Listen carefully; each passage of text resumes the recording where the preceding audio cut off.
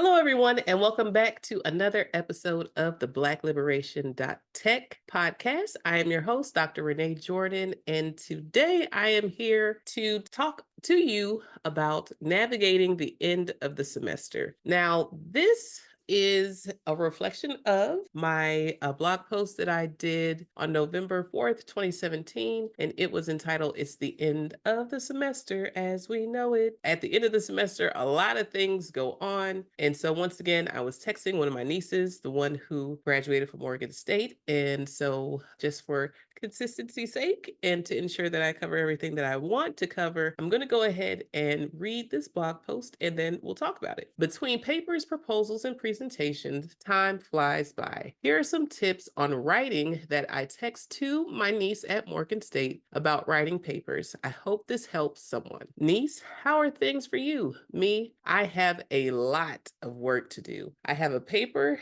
due on Tuesday. Based on what I learned from writing it, I'm going to update a proposal I have for a conference in Mexico City, Mexico by midnight on Monday. I'll do the best I can with the help of the Lord. At this point, the very thought of having so much work seems ridiculous, but that kind of brings the stress level down for me in a way. It is ridiculous, LOL. So why even bother to stress about it? Stressing will not help. Niece, I'm dealing with something similar. I have a paper due on next Tuesday, and it's kind of stressing me out. So I've been continuously praying about it. Me? Well, to get started, pull out the assignment instructions. Did the assignment come with instructions, niece? Yes. I'm supposed to write about a topic that I've chosen and then talk about how to solve the issue. Is this a political science or a public policy course? Political science. Did your professor give you a rubric in addition to the instructions? Niece? Yes. Me? Good. The instructions tell you what to do and the rubric tells you how you will be graded. Take the instructions and create an outline for your paper in a Word document. Niece? Yes.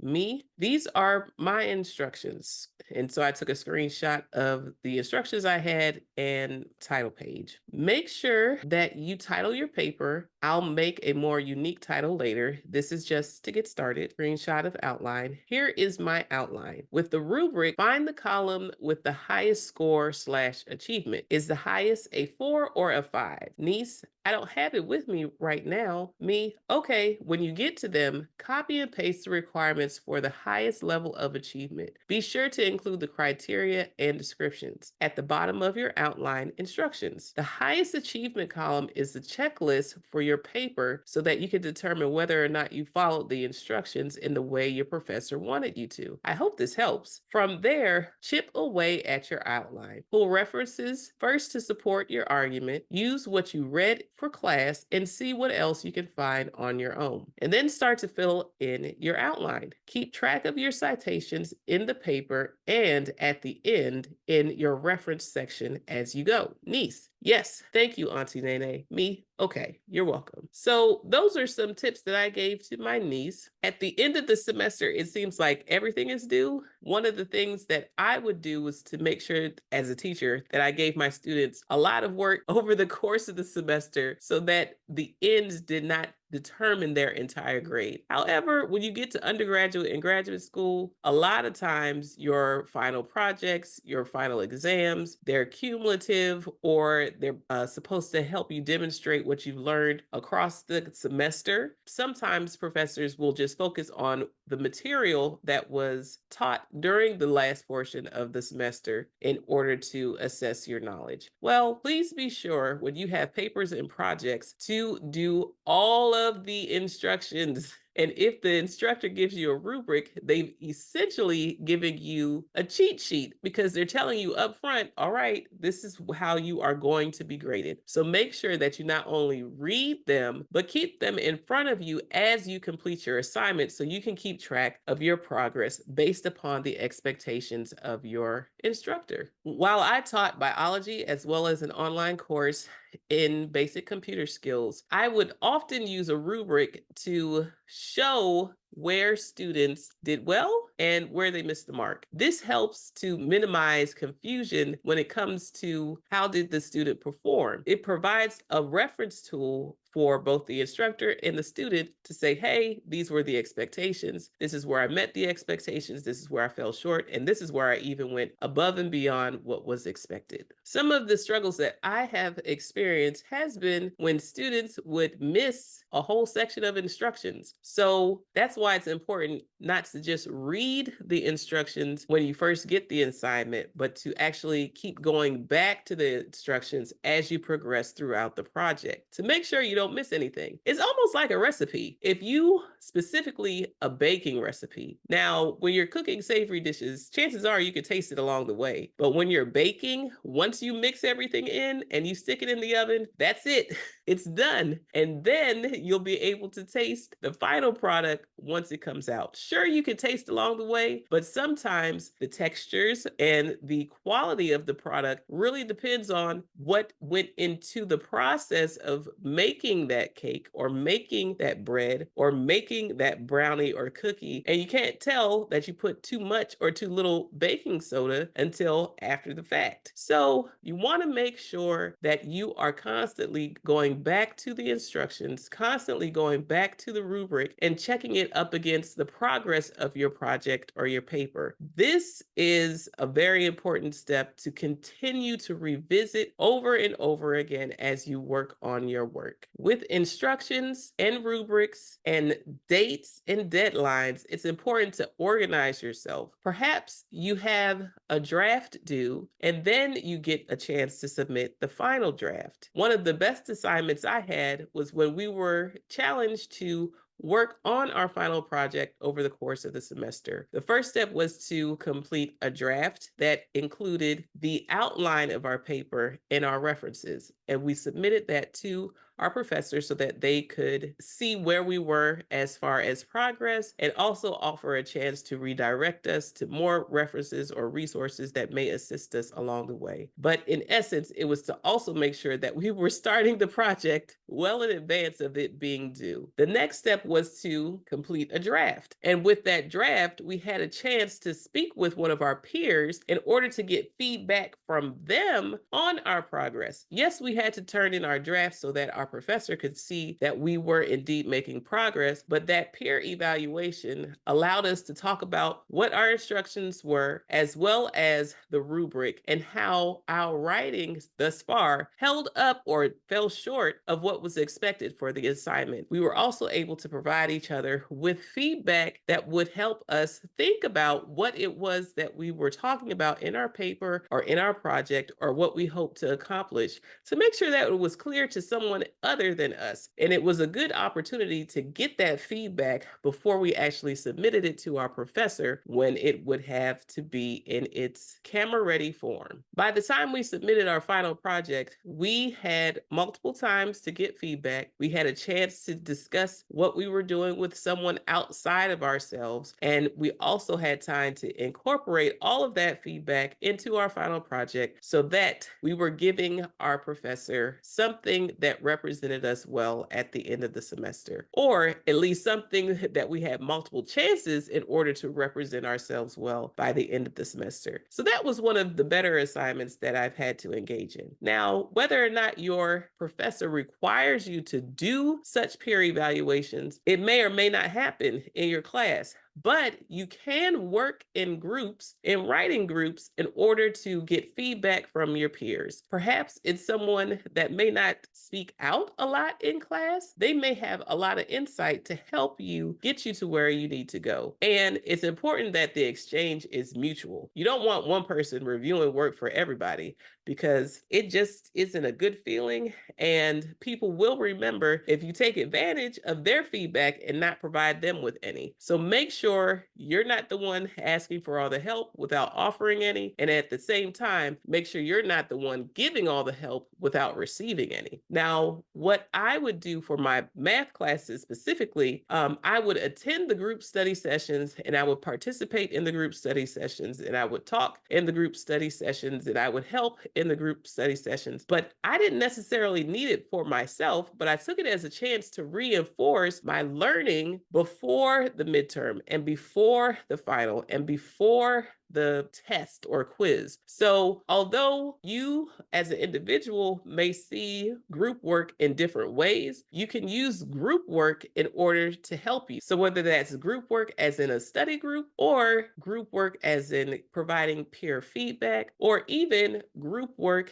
in terms of working with others on a project where everyone has an assigned task that they are working towards a bigger picture or a bigger goal or a final product, if you will. One of the best group projects I've ever had was in a grant writing class where we actually worked with a nonprofit organization in order to create a proposal template that they could use to submit grant proposals. So in essence, we went through the different parts of a proposal, divided it up amongst our group members, spoke with the nonprofit organization to learn more about their organization, their measures of success. So how do they know whether or not things are going well? Talking about their accomplishments, their history, and everything that we would need in order to get an idea of how to go about putting the different parts of a grant proposal together for them. This also included a budget that required us to take a look at real world numbers. So one of the things about the nonprofit was that it was volunteer work for those who actually did the work. And so these were full-time employees in other spaces who did the nonprofit basically while they had time, when they had time. And their project was to complete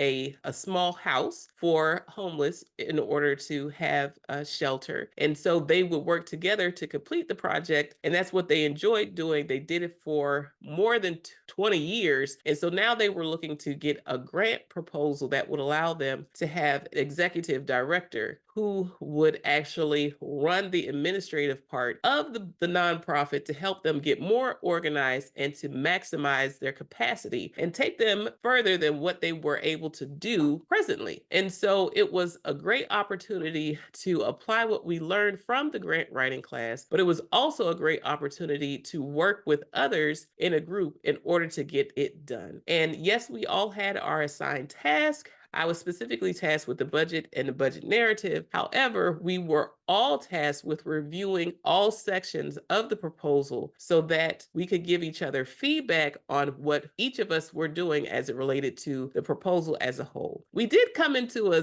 snafu where one of our group members wasn't quite pulling their weight. And I was concerned because I considered myself an overachiever, a high achiever, someone who always got the A or a very, very high B. So in graduate school, once again, you really don't have a choice with grades. You really have to get like an A, a B at the least. Maybe you can get away with having 2 Bs out of all of your courses, but you couldn't have too many Bs because I couldn't have too many Bs because the program I was in, the public policy program, required that we maintain a pretty high GPA. And so a B was a 3, and that was not going to do it. And so I was concerned that the person was not pulling their weight. Our team leader worked professionally as a social worker, and she was able to say, hey, yes, so-and-so's not pulling their weight, but we need to sit down and have a conversation with her. We can't just go run into the teacher. We're all adults, and we need to handle it like adults. And so as a result, we were able to meet with the team member who we felt was not carrying their weight, and not just to meet with them and say, hey, you're not doing this right, but to offer them specific steps that they can take in order to improve their portion of the product. And that was a great experience in terms of how to deal with someone in a group who's not pulling their weight. The answer was not to send an email to the professor and say, hey, so-and-so's not doing their work, and just let their part fall in terms of the project, because we were working for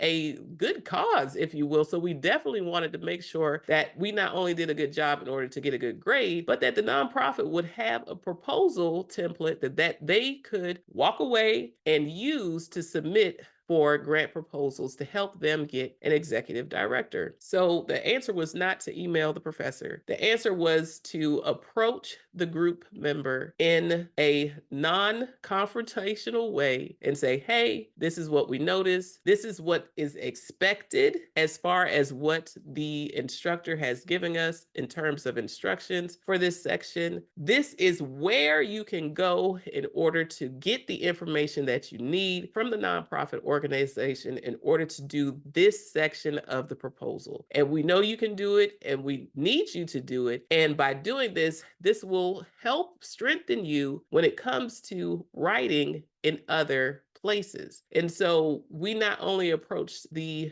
individual in a non-confrontational manner, we gave them feedback that was based on what was expected of us from our instructor. We told them where they could go in order to get the information that they needed. And we actually encouraged them to write in their natural speaking voice so that it seemed less contrived and there was less pressure to make it seem like, oh, this is something it's not, but something that a regular person wrote. Because there's nothing wrong with writing like a regular person speaks. It doesn't always have to be the largest words. It just has to be clear enough for others to understand. And so that was a good experience in terms of completing a project that was for a good cause, completing a project where the expectations were to help support us in providing the nonprofit organization with something that they would be able to use. It was also a great experience because it allowed me to see another way to approach a group member who wasn't handling their task at the level of quality that we were interested in providing as a group to the nonprofit and to our instructor in terms of grading. So that was a great experience. Now, I will tell you, I did have an experience where I didn't handle it well at all. I was the one who went to the professor and included the person who was not carrying their weight and some other folks, the rest of the group, in on the emails like, hey, so-and-so is not pulling their weight. We had an editor for this project, and in this case, we had to do a policy analysis for our urban demography class. This is a side note, but it's still important. An editor is there to make sure that the content is actually the quality that it needs to be in order to make sure that you are delivering the information that needs to be present in order for it to be clear, in order for it to be uniform, in order for this document that's being written by 5 different people to sound like one voice as opposed to 5 different people. They're not there to edit your paper in terms of grammar and in terms of making sure that it is essentially readable, because that was a problem. And like I said, I didn't handle it well. My professor was disappointed in me, and we still had the group member and still had this project to be done. And so apologies had to be made, and we had to recenter. And I spent time one-on-one with her to help her get her section at a quality that would better represent the entire group. And so that was a learning experience. It was definitely one that taught me not to volunteer to be a leader in a group anymore, because what happens is when I get into a group, this is something that I learned about myself, I am going to lead. And I don't have to designate myself as a leader in order to lead. And so this project with the policy assignment was a class that preceded the grant writing class. And so when I got to the grant writing class and they were like, who's going to be the team leader? I did not volunteer. The person who did volunteer was the person who had many years in social work, and now she was returning to school to get the paper that says, hey, yes, she knows this stuff, and here's her paper document as verification that she knows it, not that she necessarily was foreign to the information. She already had life experience, and so now she was looking to complete her master's in order to have that paper documentation in order to put herself in the position to be in the place places and spaces and pay range that comes along with having that degree. So I took a different approach this second time. I did bring up that we needed to contact the professor, but that's when our team leader said, hey, we're all adults. We don't have to go that way. We just need to talk to each other. And so I was glad that I didn't just push the send button and throw the young lady under the bus, but I learned in real life how to handle things differently when it came to a group project. And so that was very helpful to me. And in not volunteering to be a leader, it did not keep me from leading from where I was, because I provided everyone with feedback. I provided comments to everyone. I was able to highlight what I valued in my teammates while I provided feedback. Oh, yes, I really like this part, so forth and so on. You seem to be really good at this, that, and the third. And in that class specifically, whenever we had presentations, I provided everybody with feedback and say, hey, these are things that you did well. Have you thought about X, Y, and Z? This might be an opportunity to enhance what you already have. And so I did that to the point, not only with my group, but with the class, until the professor said, you really have a thing for this. Let's discuss how you could possibly consult in terms of grant writing outside of school. And so she did extend an offer to me to work with her in different capacities. And so that was nice to have that offer extended to me. I did not end up completing any opportunities with her, but it's good to be considered, because that means someone else values what you have to bring. And so that's something that I wanted to share when it comes to group projects, lessons learned, how to approach group work, the different ways that you can provide feedback to others, and even navigate group work that presents challenges, and even offer ways to confront challenges in group work that result in peace, and encouraging those who need to step it up to step it up. Having a group project is one of the challenging things when it comes to being in school, but believe it or not, it really doesn't go away when you go out into the workforce. Even if you're an entrepreneur, you're still going to find that you will need to work with others in order to either sell your product, your service, or complete projects. And so having the ability to navigate working in groups is very important. And so that's what I'll say for right now. I actually broke down my equipment and put it away, and realized that I had one more story that I needed to tell about group work, specifically during my public policy, my Master of Public Policy studies, graduate studies. So in the summer of 2014, I took a leadership and organizational behavior course where the instructor was notorious about being strict when it came to grading. I mean, he had a history. Everybody knew it. You just knew you needed to do exactly what this professor instructed you to whenever you had an assignment in his class. And it's not that other professors don't do it, but it was that he didn't have a whole lot of leeway. I'll put it like that. When it came to doing his assignments, he told you how he wanted it done. He would give you feedback based upon the progress of your work in order to help you get to where he wanted you to go. And it was absolutely critical that you completed that based upon his expectations in order to do well in the class. Well, we had groups, and at first I was teamed up with a young lady in the kinesiology department. And so she was taking this course in order to help her with those specific skills. So leadership and organizational behavior. She had a space for an elective, and she thought this was a good opportunity for her to grow in that area. And so I was taking the class because it was a requirement for my program of study. And so we worked together on our first project. There were 2 group projects that made up the bulk of our grade for the class. We had like an individual assessment in terms of a final exam, but we had 2 major group projects. And so I worked with her on the first group project, and we didn't score as high as we wanted to. And once again, this is graduate school. I'm in graduate school. She's in graduate school.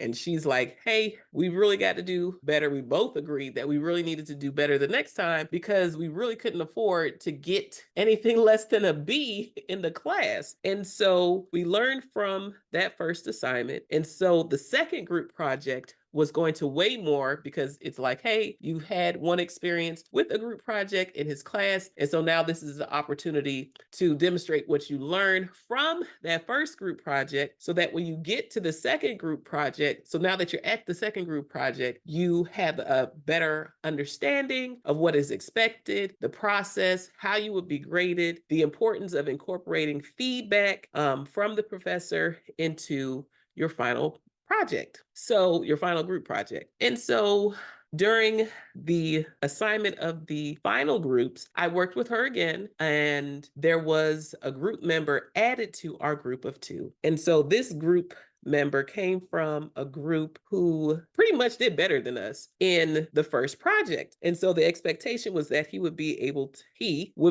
to help us get to where we needed to be in terms of enhancing our second group project. Well, I'm going to give you the short story because this was the most painful experience in terms of a group project that I ever had.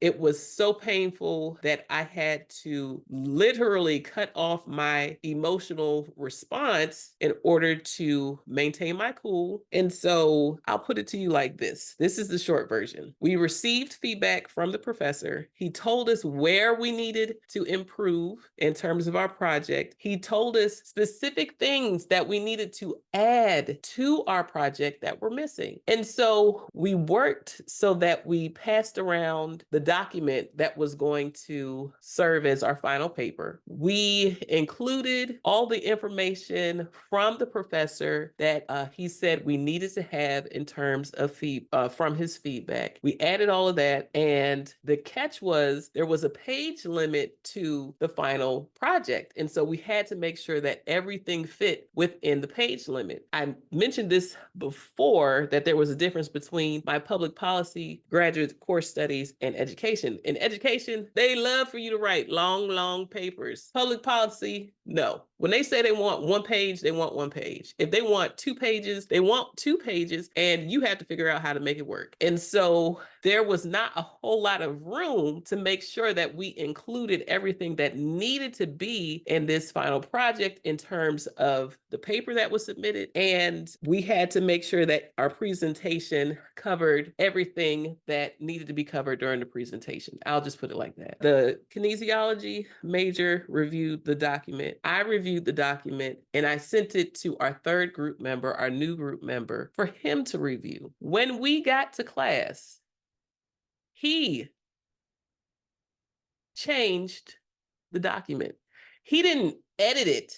He straight up took out parts that we put into the project because we were supposed to include it based on the feedback from the professor. So he submitted, we were only allowed to turn in one paper, and it was a hard copy. It wasn't an electronic copy. He submitted a paper that was not agreed upon by myself or my classmate. And what he took out were the things that the professor said from our feedback that needed to be included in the project. I did not have the heart to tell the young lady that he changed the paper before the presentation, not before the class was, not before we presented. When he handed me the paper, he said, yep, here's the paper. And I just looked at it and, like, you know how you speed read to see, and I was like, well, where's the stuff that I had put in? Where's the stuff that she had put in? This is not the same paper. And because it was so hurtful to me, I could not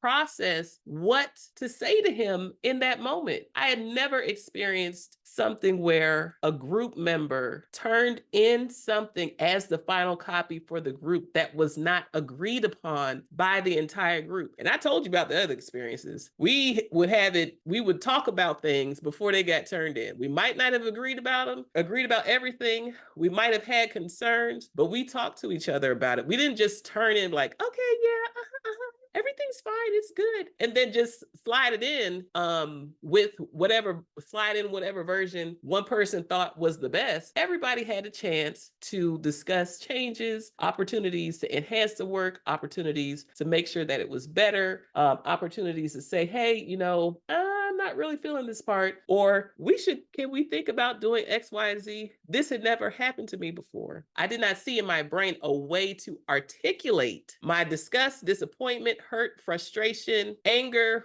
because I'm like, dude, we already need to do better. And what you turned in can't be better because you did not include the information that the professor said that we had to have in there. This is going to get us a grade that's less than what we got on the other one because we essentially didn't follow instructions. This was a professor who provided instructions. He provided feedback before you submitted your work, and it was up to you to make good use of it. And so because of the dynamics, I was like, this is not going to look good. It's not going to come out well. It's even if I whispered, there still would have been a chance that the person could have said, oh, she's intimidating. Oh, I was afraid. Oh, I was concerned. Oh, I wasn't expecting this. Oh, like it could have really gone left, even if I just whispered to the guy.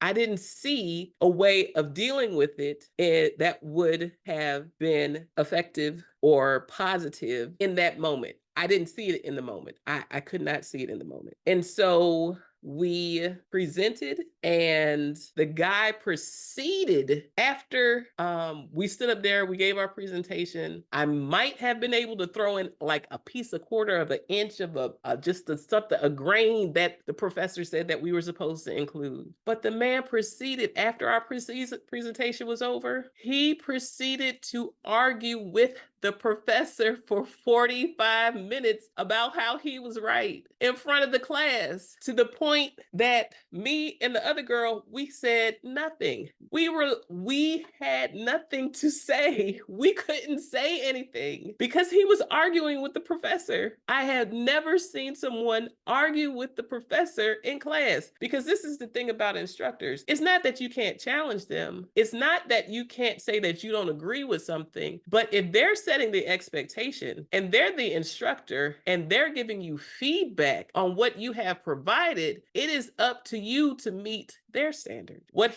our group member was saying to the professor was not satisfying what the professor expected from us. And the professor was not shy about not backing down. And so our group member, proceeded to argue with our professor for 45 minutes after we had finished our presentation. And it was the most painful thing I've witnessed, in terms of just like, oh my gosh, what is happening? I don't understand. It was so painful. And our classmates were just like, you could see it in their eyes, like, what is happening? What is going on? And so when we sat down, that's when, I believe, if I remember correctly, I told the young lady, I said, he changed our paper. He turned in something that wasn't what we agreed upon. So when I showed her what he turned in, she was like, this isn't what we said. This doesn't have the things that the professor said that we needed to have. And she was like, I can't get a bad grade in this. Like, she needed a certain grade in order to not just pass the class, but to make sure that she wasn't going to be in any academic probation type situation. And so when I left that class,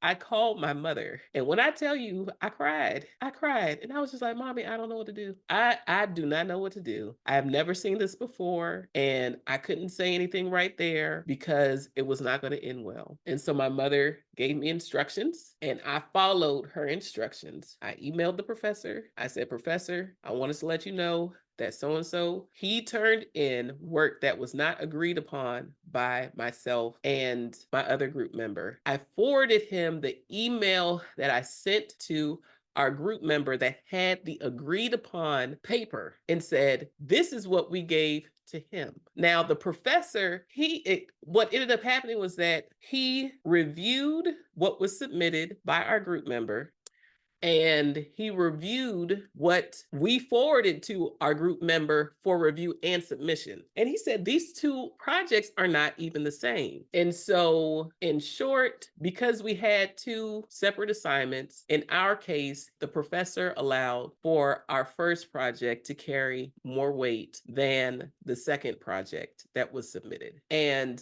the professor dealt with the group member who submitted the work that we did not approve of of. And so I'm grateful that I followed instructions. And I want to encourage you to make sure that when you are working in groups, that you're communicating all along the way, and also that you are mindful of how you're communicating with each other. Use those social skills. And if you find yourself reaching a limit, don't push past the limit and react or respond out of frustration, anger. You say, this is just group work. It's just group work unless you feel like you're about to get put out of school because your grade is about to be terrible and have to do who knows what. It's stressful. So I'm not saying that assignments cannot provoke emotion, because it may. Some things are very important to people. Other people might be able to detach themselves, or they don't think much about it, or they have other things that go on in life that allow them to have a different way of viewing work in school and grades and things of that nature. But there was money tied up in it. It wasn't just an assignment that I was doing that didn't have consequences that were not only academic but also financial. So if you find yourself reaching a limit, just stop.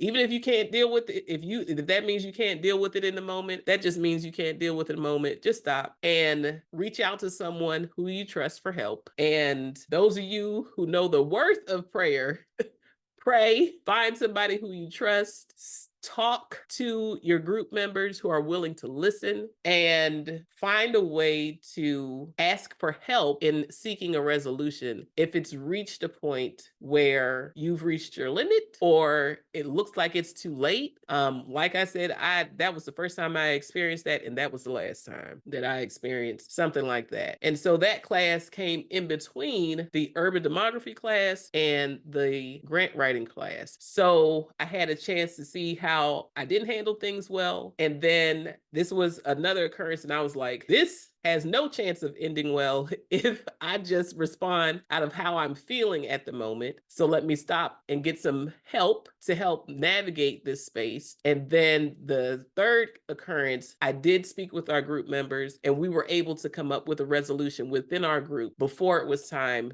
to submit the work and to have a product that was reflective of how the whole group felt. And so once again, that was one of the best experiences and learning processes, because not only did we end up coming to a resolution with the young lady with that grant writing class in order to get a product that represented the entire group well and something that we felt would be useful for the nonprofit organization, our instructor recognized how well we did. And when we presented the nonprofits, at least one person from the nonprofit was present, and they all received a copy of our final projects with the feedback from our professors so that they could use our proposal templates and consider the feedback that our professor had in order to even strengthen what we did for them even more. And so the nonprofit recognized the hard work that we put in and the value of what we presented and shared with them. Our instructor valued it.